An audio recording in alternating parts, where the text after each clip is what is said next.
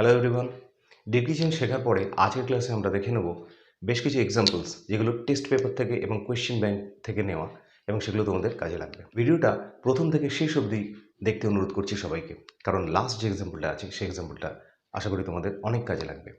আর চ্যানেলটাকে এখনও যারা যারা সাবস্ক্রাইব করোনি তাদেরকে বলছি চ্যানেলটা সাবস্ক্রাইব করতে, যেন ভবিষ্যতে আরও ইম্পর্টেন্ট ভিডিওগুলো তোমরা পেতে পারো। চলো স্টার্ট করা যাক। Examples on degree change. First এক্সাম্পলটা দেখো, running is not so difficult as swimming. দৌড়ানোটা সাঁতার কাটার মতো এতটা শক্ত জিনিস নয়। আমরা এটা বুঝতেই পারছি এটা পজিটিভে আছে। তাহলে এটা যদি আমাদের কম্পারেটিভে লিখতে হয় তাহলে আমরা ঠিক এভাবে এটাকে লিখতে পারি। এখানে এনি আদার তো আনা যাবে না। আমি আগেই বলেছিলাম যে এনি আদার আমরা সব জায়গায় আনতে পারি না, আমাদেরকে বুঝে সেই জায়গায় আমাদেরকে এনি আদার কথাটা ইউজ করতে হবে যখন আমরা কম্পারেটিভ বানাবো। তাহলে এখানে আমাদের সেন্টেন্সটা এভাবে আমরা লিখতে পারি, এখানে দুজনের মধ্যেই তুলনা হলো, একটা কম্প্যারিজন করা হলো। তাহলে আমার মানেটা দাঁড়ালো swimming is more than running, মানে সাঁতার কাটাটা দৌড়ানোর থেকে আরও শক্ত। দেখো এখানে একটা মোর ইউজ করা হয়েছে যেহেতু এটা একটা কম্পারেটিভ, আর এখানে এনি আদার ইউজ করার কোনো স্কোপ নেই বলে সুইমিংকে আগে এনে প্রথমে এনে সেভাবে সেন্টেন্সটাকে তৈরি করা হলো। Swimming is more difficult than running. এখানে মোর ডিফিকাল্ট ইউজ হলো কেন? কারণ ডিফিকাল্ট একটা সিলেবল দিয়ে গঠিত নয়, অনেকগুলো সিলেবল আছে। ডিফিকাল্ট 3টে সিলেবল আছে, সেই জন্য এখানে এইভাবে ইউজ হলো। এবারে সেকেন্ড সেন্টেন্সটা দেখো, এটাও পজিটিভে আছে। Gold is not so cheap as silver. সোনা রূপোর মতো এতটা সস্তা ধাতু নয়। তাহলে এখানেও দেখো আমার এনি আদার ইউজ করার কোনো স্কোপ নেই, কারণ আর কিছু তুলনা এখানে বোঝাচ্ছে না, আমাকে দুজনের মধ্যে তুলনা আনতে হবে। তাহলে সেন্টেন্সটাকে আমি এইভাবে লিখতে পারি, সিলভারকে আমি আগে আনবো এখানে। তাহলে সিলভার ইজ চিপার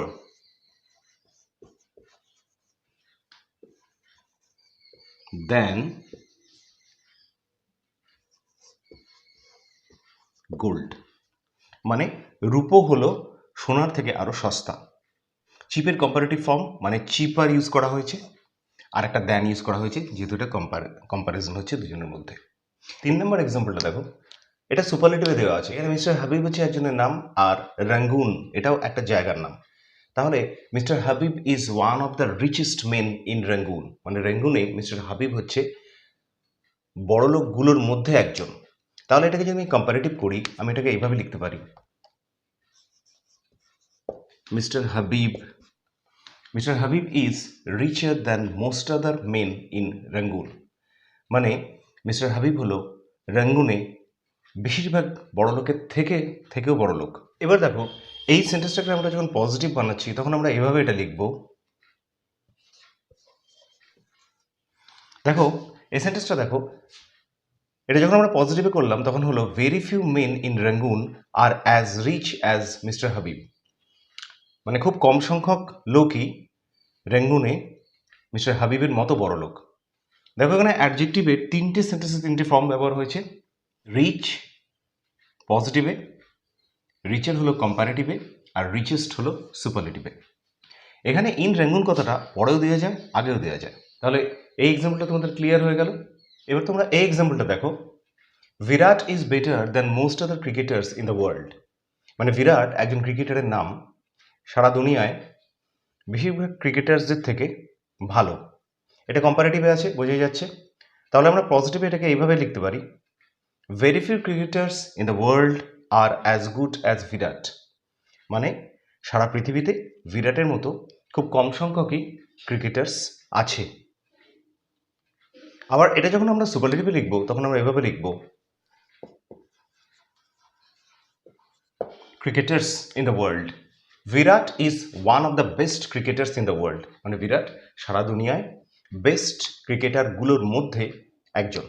দেখো এখানে কম্পারেটিভে দেখো আমাদের বেটার ইউজ করা হয়েছে, পজিটিভে দেখো গুড ইউজ করা হয়েছে অ্যাডজেক্টিভগুলো, আর সুপারলেটিভে বেস্ট ইউজ করা হয়েছে। তাহলে এই এক্সাম্পলটা তোমাদের কাছে ক্লিয়ার হয়েছে নিশ্চয়ই। 5 নম্বর এক্সাম্পল দেখো, this tree is the tallest of all the trees on this mountain. এটা সুপারলেটিভে আছে, মানে এই গাছটা এই পাহাড়ের মধ্যে সব থেকে লম্বা গাছ। এটা যদি আমি কম্পারেটিভে লিখি তাহলে আমরা এভাবে লিখতে পারি, this tree is taller than any other tree on this mountain. এই গাছটা হচ্ছে অন্য যে কোনো গাছের থেকে লম্বা এই পাহাড়ের মধ্যে। দেখো এখানে সুপারলেটিভে টলেস্ট আছে, এর কম্পারেটিভ ফর্ম টলার, এইটা ব্যবহার করা হলো এখানে। এখানে দেখো সবার সাথে তুলনা হচ্ছে বলে এখানে এনি আদার কথাটা আমার ইউজ করা হয়েছে, এনি আদার, কারণ এখানে এনি আদার ইউজ করার স্কোপ আছে, তাই এনি আদার ইউজ করা হয়েছে। এবার এটাকে যদি আমি পজিটিভে লিখি তাহলে আমরা এভাবে লিখতে পারি, no other tree on this mountain is so, no other tree on this mountain is so tall as this. এই পাহাড়ের মধ্যে অন্য কোনো গাছই এই গাছটার মতো লম্বা নয়। দেখো কোনো গাছ নয় এই কথাটা ইউজ হচ্ছে বলে এখানে আমার নো আদার ইউজ করা হয়েছে, আর এখানে নো আদার আছে বলে, নেগেটিভ সেন্টেন্স আছে বলে এই যে সো আর অ্যাজ ইউজ করা হলো। আদারওয়াইজ এটা পজিটিভ সেন্টেন্স থাকলে এটা অ্যাজ ইউজ করা হতো। তাহলে এই এক্সাম্পলটা নিশ্চয়ই তোমাদের কাছে ক্লিয়ার হয়েছে। এবার তোমরা 6 নম্বর এক্সাম্পলটা দেখো। He is one of the best boys in the class. ক্লাসের মধ্যে সে ভালো ছেলেগুলোর মধ্যে একটা। এখানে বোঝাই যাচ্ছে এটা সুপারলেটিভে আছে। সেটাকে যখন আমরা কম্পারেটিভ করলাম, দেখো এটা এরকম হবে, he is better than most of the boys in the class. মানুষ আছে বলে এখানে মোস্ট অফ দ্য কথাটা ইউজ করা হয়েছে, আর গুডের কম্পারেটিভ ফর্ম মানে বেটার কথাটা ইউজ করা হয়েছে, বেস্টের কম্পারেটিভ ফর্ম। এবার এটাকে যখন আমরা পজিটিভ বানাচ্ছি তখন একটা জিনিস খুব ভালো করে তোমরা এবার দেখবে। পজিটিভ আমরা লিখতে পারি, very few boys in the class are as good as, এখানে কি হিম হবে নাকি এখানে হি হবে, একটা কোশ্চেন থেকে যাচ্ছে। এখানে কি আমরা হিম লিখতে পারি? না, আমরা এখানে হিম লিখতে পারি না, কারণ এটা একটা অবজেক্টিভ ফর্ম, সুতরাং হিম হবে না এখানে, এখানে একমাত্র হি হবে। এই জিনিসটা আমি বহু জায়গায় দেখেছি, আমি বহু বইয়েও তোমরা দেখতে পাবো এখানে হিম, এটা অবজেক্টিভ ফর্ম এইভাবে দেওয়া থাকে, বাট এইভাবে এটা এখানে অবজেক্টিভ ফর্ম ইউজ হবে না, এখানে সাবজেক্ট ফর্মটা, মানে দেখো একটা জিনিস, এটাকে যদি আমরা পুরোপুরি এটাকে সেন্টেন্সটাকে লিখে যায় তাহলে অ্যাকচুয়ালি সেন্টেন্সটা এরকম হবে, হি ইজ।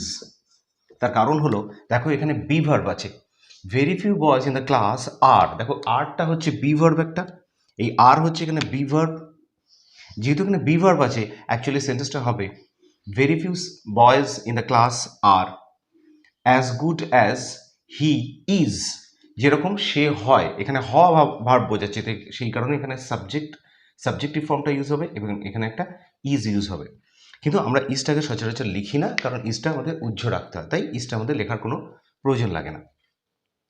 কিন্তু হিম যদি এখানে আমাদের ইউজ করা হয় সেন্টেন্সে তাহলে সেটা ঠিক হবে না, সেটা ইনকারেক্ট, মানে ভুল হবে।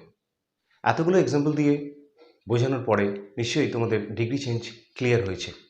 তোমরা কমেন্টস করে জানিও আমাকে যে তোমাদের ক্লাসগুলো কেমন লাগলো আর কতটা কাজে আসছে, সেই অনুযায়ী আমার ক্লাসগুলোকে আমি এবার আপডেট করব।